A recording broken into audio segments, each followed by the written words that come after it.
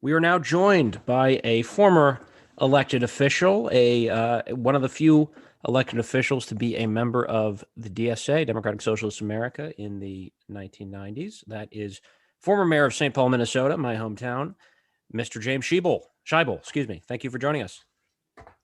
Good to be here. So, are you a native St. Paulite, or did you move here at some point? No, I'm native. Grew up on the west side, Highland Park of St. Paul. So Cool. spent some time in D.C. in the Carter administration, Clinton administration, but Mm-hmm. other than that, St. Paul's my home. I love it. Great. And what was your early life like in St. Paul? Was it sort of a political place at the time? Were there people agitating for would have been sort of the post New Deal era, right? Was it a hotbed of left wing activity or not so much? Well, my grandfather worked at Ham's Brewery, and he was a union member. So I remember reading the Union Advocate as a young kid. I had an uncle who was very active or liked politics and was always encouraged me to get involved. Um, so a turning point for me, or part of my political education, was when I was in college and, like so many other people in the 60s, read Michael Harrington's The Other America. Um, and I was got to do something about it. So it was always, it just made a lot of sense to me. And I went to Nazareth Hall, which was what we call the minor seminary, 4 years of high school, 2 years of college, studying to be a priest, and then went to St. John's in Collegeville. But those years were very formative in that Dorothy Day would come and speak just about every year. I met her, Daniel Berrigan, the monks at St. John's, very much lived in a community, were working on issues. And then sort of my later college years at St. John's was during the Vietnam War. And I was a conscientious objector, did some draft counseling, and knew that draft counseling was good, but we really needed to change the system. So became involved with Gene McCarthy's campaign in 1968. But also on part of that road, I did my alternative service in public housing in St. Paul. And it was the time of the Poor People's March. So it was very much, to this day, I feel very much, and there's people continuing to address that. So that was a lot of my political background between the Vietnam War. And I also just, St. Paul's a really accessible city, and was active in the neighborhoods, community clinics, started a neighborhood paper. So I felt local is always important. And became active, ran a couple campaigns, and then ended up at one point, well, I became a community organizer, big influence, so Alinsky Training Industrial Foundation. And I thought a good place to do some organizing is to be an elected official, to not just to address issues like food and hunger and the environment. Right on. And, just like I say, always sort of knew we've got the resources to address the issues that need to be dealt with. Yeah, that's a big part of Harrington, right? That this is the richest country in the world. The resources are there. It's just a matter of making sure they're distributed better. But you are a lifelong Catholic, is that correct? Yes. I feel like for a lot of millennials, it seems sort of, Catholicism and the left seems sort of like strange bedfellows for younger people. But that there's a storied history there.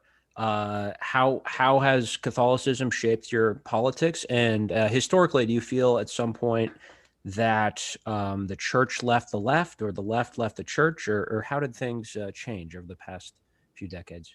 Well, I mean, the institutional church is really challenging, and sort of every day I ask, how can I be part of that? Yeah. But as I shared with you just briefly, the Catholic Church is also a great school for social justice. Right. And certainly that had an influence on me. And so issues like St. Paul being the second city in the country to have a food policy, to work on housing. I did a lot of work to look at policies relating to homelessness, chaired the Conference of Mayors Task Force on that in League of Cities. That very much is grounded in my belief of in social justice, which I gain a lot of, continue to influence me about the kind of life we should be living. And sort of, if you really think about democratic socialism, it's about sharing resources and making sure the youngest and the oldest are addressed, and looking at the distribution of wealth. Right. Those are all justice issues. And by the way, Anders, I mean, Joe Biden's a very interesting study now, and some people are surprised by maybe some things he's done. I think he very much grew up during post-Vatican II, and justice, a lot of his justice stands are really, many of his stands today, what he's trying to do with the infrastructure and childcare, I think are based in his faith. And I know I've read some interviews, he would say the same thing. Right. Well, you mentioned the food policy. Can you explain a little bit what that is, what that means practically, the food, having a urban food policy? Yeah, well, one of the lessons I learned in politics, and I think it's certainly part of a democratic socialist movement, you don't do things on your own. Right. And so we actually, they're still around, have a great food advocacy, food security organization, the Minnesota Food Association. So when I got elected to city council, I had known their work, and Ken Taylor, and we heard about Knoxville was the first city. Cities should, I mean, think about food and think about the relationship. So it's everything from things like supporting the farmers market. Yeah. We worked to get so that food stamps at that time could be accepted. We did some, I guess you would call it trips or visit to just the surrounding areas, understanding the issues and the challenges of being farmers and how we need to associate with that. Food deserts, we looked at what can the city do. So there's a lot of ways cities can impact. So St. Paul is second city, and it's now part of the county, looking at how do we address food security. Right. And so when you were first elected to city council, what year was that, and what ward, and what was sort of the political landscape in the city at that time? Well, it was 1982. And as I said, I had been very active, particularly on the West Side with started the West Side Citizens Organization, the West Side Voice, was active with clinics and active in the local DFL politics at the time. And in 1982, the city of St. Paul went from an at-large system. So there were 7 council members, and it used to be all 7 were up, and then you would choose what they called an alley, A, B, C, D. It really, it's expensive to run citywide for city council. But I would really say the neighborhood movement had a lot to do with the city going back to a ward system. Oh, okay. And so I represented the 2nd ward. There was no incumbent. Final opponent was a good friend and an organizer from the West 7th area, Dave Thune. So it was a hard-fought campaign. But I ended up with more votes than he did. But he ended up years later spending many terms on the council. But there were the first piece of legislation I introduced as a council member in 1982, and Anders just sort of speaks to the time. And some of my friends were very active in Catholic Charities and the Dorothy Day Center. And so my first resolution was establishing a task force on street people. So, we didn't talk about homelessness, it was street people. And that led to the formation of the St. Paul Coalition for the Homeless. And then we sort of merged, it became the Minnesota Coalition for the Homeless. And I've gotten a lot of honors and recognition in my life. And the one of them that definitely means the most to me was the Michael Harrington Award that I received in the 80s from the Minnesota Coalition for the Homeless. But St. Paul was a blue collar city. And so there was very much a progressive movement, but there was certainly a conservatism. I think some good values were part of that. But St. Paul has changed. And I think that's reflected in the city council today. And Yeah. I think it's great to have Mitra Jahali and Nelsie Yang. I think they just contribute so much, and they connect with democratic socialism. And I think the city's better off for that. There's some other council members like Rebecca and Amy that I think are, well, the whole group is solid, but I think I really applaud Nelsie and Mitra for sort of pushing, I would say, democratic socialist values in City Hall. Absolutely. And yeah, now, of course, there's been a resurgence of democratic socialism in a sense, right? So obviously we are not close to taking over the country, but we often think of the 80s as it's the time of Reagan, right? The country's moved to the right, but there was all these local movements like the one you're describing in places like, Burlington, Vermont, where they elected a socialist mayor everyone knows about. And then there was the beginning of DSA, the Rainbow Coalition. What was it like at that time to be on the left? What was the beginning of DSA like? And was there sort of any kind of national coordination with these different movements and elected officials in different parts of the country? There wasn't coordination, but for example, through the League of Cities, National League of Cities, there was a group of progressive, or many of them would certainly today call themselves democratic socialists, that we would sort of caucus and really push the envelope of the National League of Cities to take progressive stands. Okay. And were you involved in the Rainbow Coalition at all, Jackson's campaigns? No, I wasn't. There was sort of a peace coalition in that time, John Gene McCarthy's.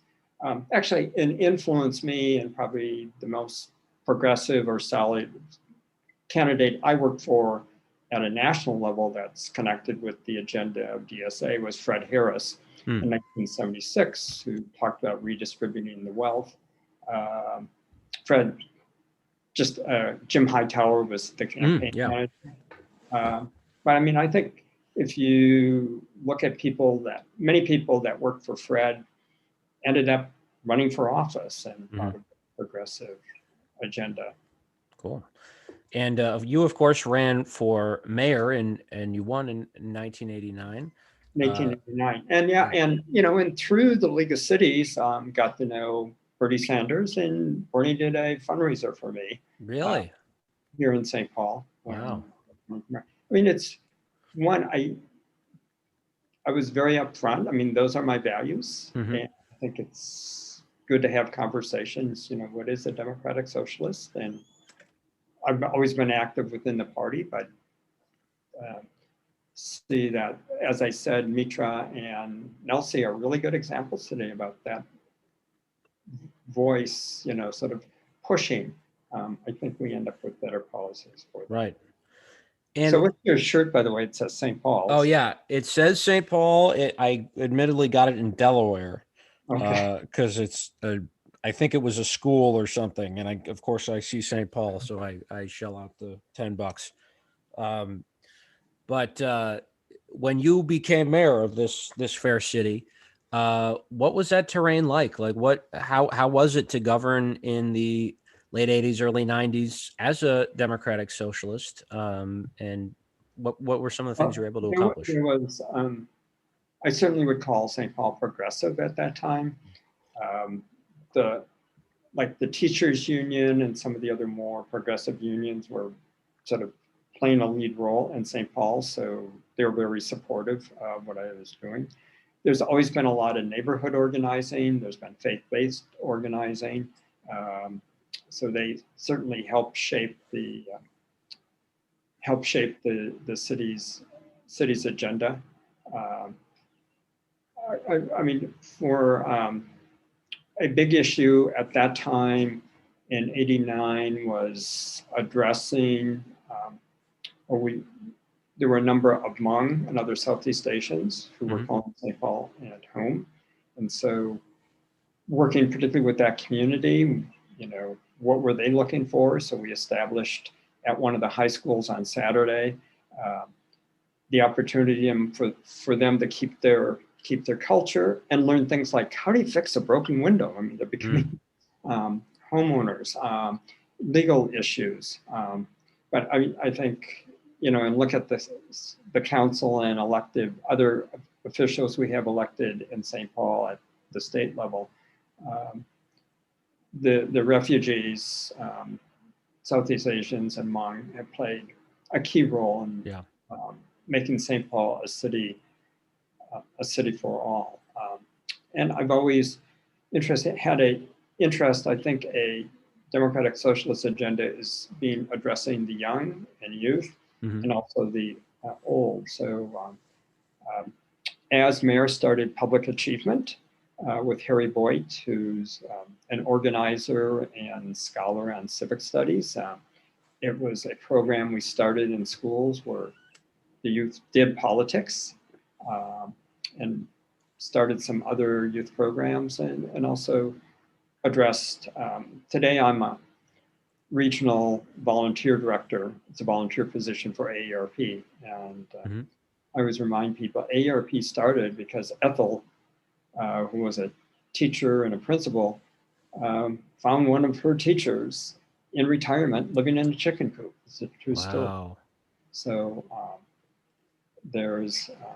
and this was a human teacher. She was not a chicken, the teacher. No, I mean, but, and that's, you know, Ethel said, we got to organize and the teachers union. So again, I think there's a lot of good leadership in AARP and older people who are sort of pushing. And if you think about a democratic socialist agenda, Social Security, Medicare, Medicaid, those are critical to the future of my generation and to other people. So I think it's very consistent with the agenda of the Democratic Socialists of America. And so you were in office for 4 years, elected in '89. Did you decide not to seek a second term, or how did that? What was that decision? Or I had spent 8 years on the council, most of those president, and then the 4 years, and it was one of the toughest decisions I ever made. Do I run again? And I had, as I shared with you, been active on like the issue of homelessness. Clinton was elected, and I've always been, being a conscientious objector, I've always been a supporter of national service. And so I was sort of the lead mayor on national service, so announced I wouldn't run again. And Clinton in that first year passed the legislation, national service legislation that created the Corporation for National and Community Service. And part of that was the Action Agency. So did the VISTA, the poverty. And so I was nominated and confirmed to be director of VISTA in the senior corps and part of the corporation. And I'm very pleased to say that one of the people who held that position of director of VISTA in the senior corps was John Lewis. So, oh, wow. And one of my mentors, again, a really solid value, very Christian oriented, but led the war on poverty, led for the Peace Corps, Sergeant Schreiber, who was one of my mentors. Michael Harrington and his values were always really close to Sarge's also. Oh, really? So I was just hoping, and it worked out, that I would find something else. And spent 7 years director of VISTA in the senior corps, came back to do some work with some nonprofits addressing equal opportunity. And for the last 13 years, I've been teaching at Hamline University, and I love it. And just impressed by the young people, by the students. And it doesn't surprise me we're seeing an increase in the number of people interested in DSA, because the students, the work in the classroom, very much anti-racism, but other justice issues, particularly economic issues, are really important to them. Yeah. And what's that like, seeing this new wave of especially young people joining the organization that you remember from the beginning? What is that experience like? Well, you know, what I like is they're sort of challenging the system a little bit. And I think in some ways those early years, I would challenge a little more. I was always an organizer, look for the self-interest. How do we bring, I was always interested in forming coalitions. So I think they certainly, as I said, their values, I think, like I said, St. Paul's a better city today because of the mix of people on the city council. And certainly Nelsie and Mitra. It's just sort of the push, but they're both really good organizers, bringing in other people. But I guess, Andrews, I mean, we shouldn't be, tension is a good thing. And just very pleased that I saw looks like there's enough signatures for rent control. Right. Yeah. And again, that's part of the movement in St. Paul. And, I'm sure we argued back and forth, but I'm really glad it's on the ballot. And I think it speaks to a lot about the values of the people of St. Paul. Yeah, I'm certainly excited about that. I've heard, though, that the rent control laws come at the state level, but whatever the case, it's good that it's being raised, and, hopefully there'll be a back and forth. And yeah. So when I was on the city council, we had a right to housing ordinance that referendum that we were going to put on the ballot. And then the mayor at that time, the city council came back, and we had enough signatures and said, you can't do this. If we pass this, anybody come to St. Paul and they could require housing. God forbid. We were working with legal assistance, so that wasn't our read. But what we did, Anders, is, one, it was important. We didn't want to lose, because we thought there would just be a pushback. Again, people sort of saying, we don't have to be interested or concerned about the homeless. And what we did work out is, we said, okay, we'll withdraw. I mean, the petition was deemed unconstitutional, at the city level. Said, okay, we won't push that. But we do, as a city, have a responsibility to know how many people are homeless every year. That led to what they do now every 2 or 3 years statewide, a survey of homelessness. And we know what ages, we get a good profile of young, of old, mental health, veterans, and that's going on to this day. So I consider that a victory, because every year or so, there's at least a discussion, both public and in the council, about are we doing our job? So it'll be interesting to watch this referendum this time. Yeah, absolutely.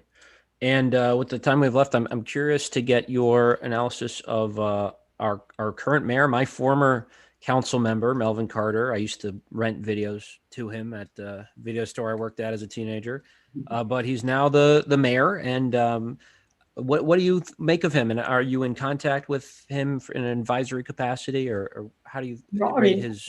See him once in a while. I mean, I would say I do more coaching of Rebecca Naker and Mitra Jahali and some people. But I think the mayor It's interesting, he hasn't taken a stand yet on the rent control thing. I think that's because of the legal, but I think certainly his children born in St. Paul, they get a savings account started. So I don't think anybody would ever question that he comes from a family of high values, very people oriented. So it's not only Melvin, but his father, Melvin Sr., has always been a booster and working for a better St. Paul, and his mother is a Ramsey County commissioner. So I would say the Carters are solid leadership for the area. Great. All right. And is there anything you would see, any place people can follow you on social media, or anything you would advise people to read or check out, just in general? Well, I put things on Facebook periodically, including quotes by Michael Harrington. Nice. I think one I put in recently, as long as there's wealth and we don't do anything about it, we're that poverty's evil, and we should do something. So, and I certainly can be reached at Hamline University, Scheibel01 at hamline.edu. Great. Well, that's a great resource for organizers out there around the country who want to get some tips, rules of the road. But thank you so much for joining me today, Mayor. It was really appreciate it. Enjoyed it. Thank you. Thank you.